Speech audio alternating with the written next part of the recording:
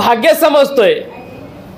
ज्या करवीर नगरीमध्ये शाहू महाराजांचं राज्य होतं, ज्या करवीर नगरीमध्ये मातंग समाजाचे नाव लज्जास्पद होते,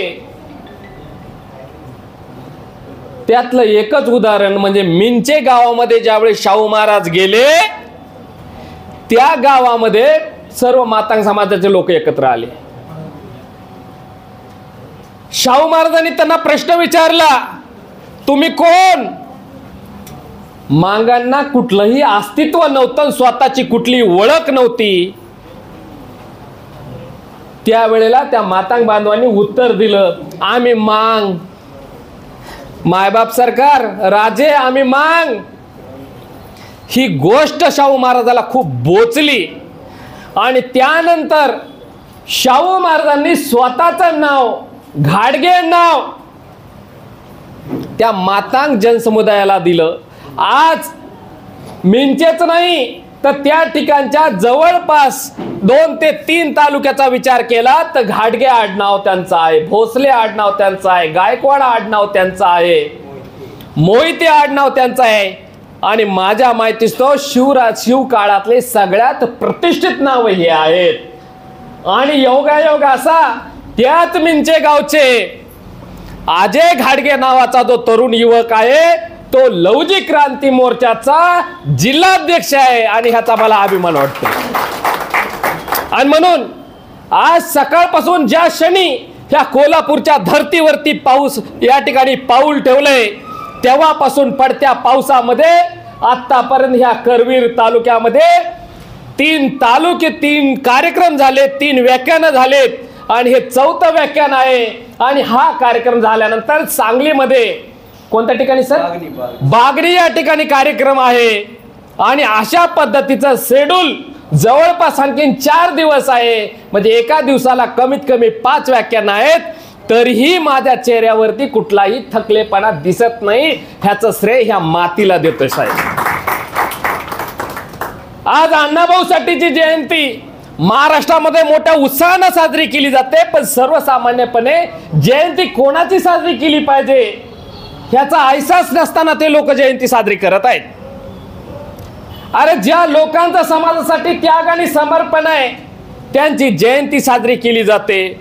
ज्या लोकांनी स्वतःच पोटाची खळगी फक्त भरलेली आहे त्यांची जयंती नाही, त्यांचं तेरवं साजरा केलं जात आहे. जयंती नसते त्यांची. मग जयंती कशी साजरी करायची? जयंती कशी साजरी करायची? डॉक्टर बाबासाहेब आंबेडकर एका शब्दामध्ये म्हणतात, शाहू महाराज ज्या धर्तीवरती राहिले त्या शाहू महाराजाला उदाहरण घेऊनच राजश्री शाहू महाराजांची जयंती अशी साजरी करा, दिवाळी सारखी साजरी करा, सणासारखी साजरी करा. आमच्या महापुरुषाची जयंती सुद्धा आम्ही सणासारखी साजरी केलेली आहे. या ठिकाणी देवाळे नावाचं गाव आहे, इथून काही अंतरावरती दीपक देवाळकर सरांचं गाव आहे. त्या गावामध्ये रात्री 12 वाजता आतिषबाजी फोडून परभणी जिल्ह्यामध्ये आणि लवजी क्रांती मोर्चाच्या ज्या ज्या ठिकाणी शाखा आहेत त्या ठिकाणी आम्ही दिवाळी सारखी जयंती साजरी केली आणि प्रत्येकाच्या घरामध्ये आज गोडधोड असणार आहे. आणि फक्त साजरी करण्यासाठी आम्ही ही जयंती म्हणत नाहीत. या जयंतीतून आम्हाला काहीतरी बोध घ्यायचा आहे. आज जयंताचं स्वरूप अतिशय हिडीत झालंय बांधवांनो. जयंती ह्या जातवार झालेल्या आहेत. बाबासाहेबाची जयंती पूर्वाश्रमीच्या महाराण्याच्या बुद्धिस्ट लोकांनी साजरी करायची, अण्णाभाऊ साठेची मातंगांनी साजरी करायची. शिवाजी महाराजांची जयंती मराठ्यांनी साजरी करायची. बाबासाहेबाच्या जयंतीमध्ये 1 डीजे तर मातंगाच्या जयंतीमध्ये 2 डीजे. त्यांनी 2 डीजे लावले एससी मध्ये असून मी 96 कोळी आहे, साधा सुद्धा मराठा नाही, 96 कोळी आहे, मग आम्ही 3 डीजे लावणार. मध्ये जातवार जयंती आहेत. काय आमच्या महापुरुषाचं काम जातवार होतं का? ह्याचं उत्तर नाही बांधवांनो. आमच्या कुठल्याही महापुरुषांना जातीसाठी काम केलेलं नाही. आणि सगळ्यात महत्त्वाची गोष्ट, आम्ही ज्या गोष्टी ह्या जयंतीतून शिकायला पाहिजे त्या शिकत नाहीत आणि दुसऱ्या गोष्टी शिकत आहोत. आज आमच्या महापुरुषांचं नाचून नाही तर वाचून आम्ही जयंती साजरी करायला पाहिजे. ही जयंती आमच्या महापुरुषांना डोक्यावर घेऊन नाही तो डोक्यात घेऊन जयंती साजरी करायला पाहिजे. आणि अण्णाभाऊ साठेचा कट ऑफ किती मोठा आहे, बाबासाहेबांचा कट ऑफ किती मोठा आहे, बॅनर किती मोठा आहे, ते चित्र महत्वाचं नाही बांधवांनो, त्या चित्राच्या पलीकडे असणारं त्या महापुरुषाचं चरित्र महत्वाचं आहे आणि त्याच्यावरती आम्ही काम केलं पाहिजे.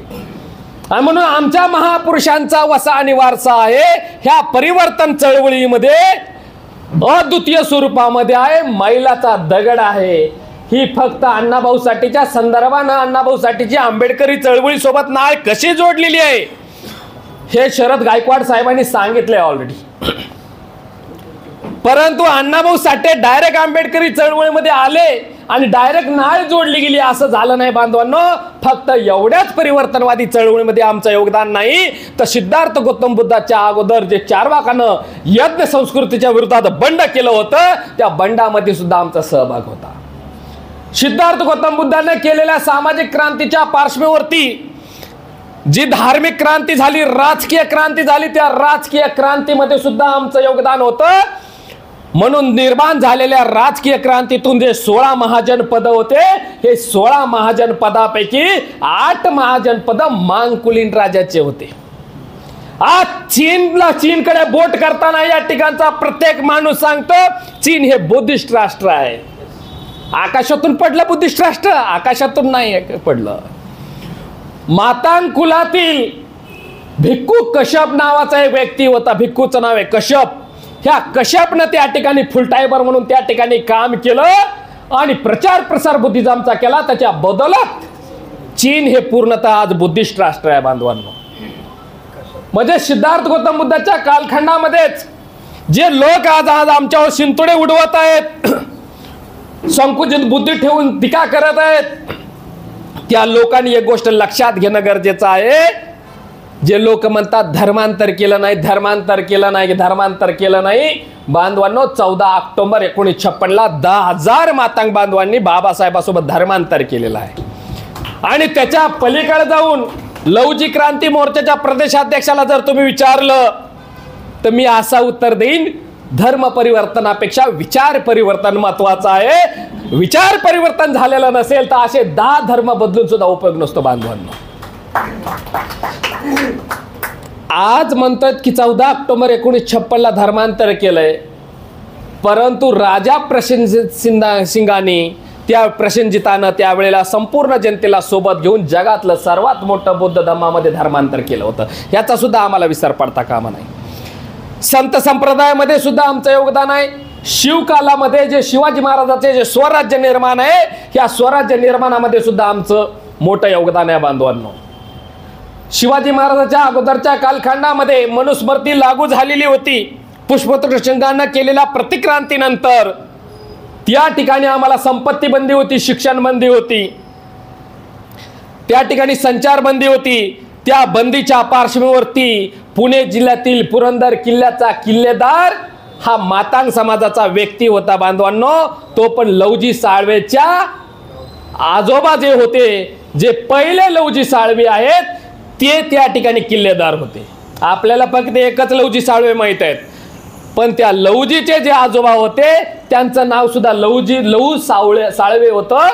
आणि ते त्या ठिकाणी त्यांना लवजी साळवेला, पहिले लवजी साळवेला किल्ल्याची किल्लेदारी त्या ठिकाणी केली आणि स्वराज्य निर्माणामध्ये महत्वाची जबाबदारी निभावली.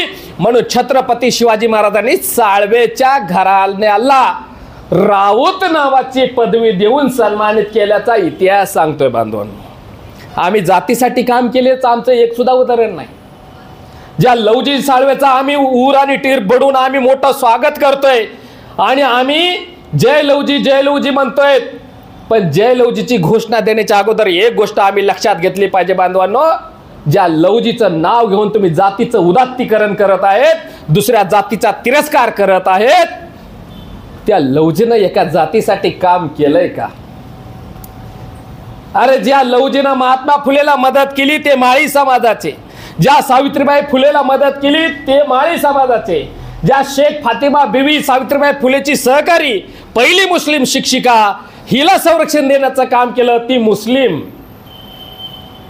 म्हणून या देशातील SC ST NT VJNT OBC Maratha Kunbi धर्म प्रवर्तित लोक ह्या लोकांच्या घरामध्ये शिक्षणाची गंगा आणण्याच्या कामी सावित्रीबाई फुलेला आणि महात्मा फुलेला मदत करण्याचं काम कोणी केलं असेल तर लवजी साळवेनं. आणि लवजी साळवेची तलवार आम्ही उपसलेली बॅनरवर दाखवतो, पोस्टरवर दाखवतो, पण ती कोणाच्या विरोधामध्ये आहे हे सांगण्याचं धाडस या ठिकाणचे प्रस्थापित लोक करत नाहीत.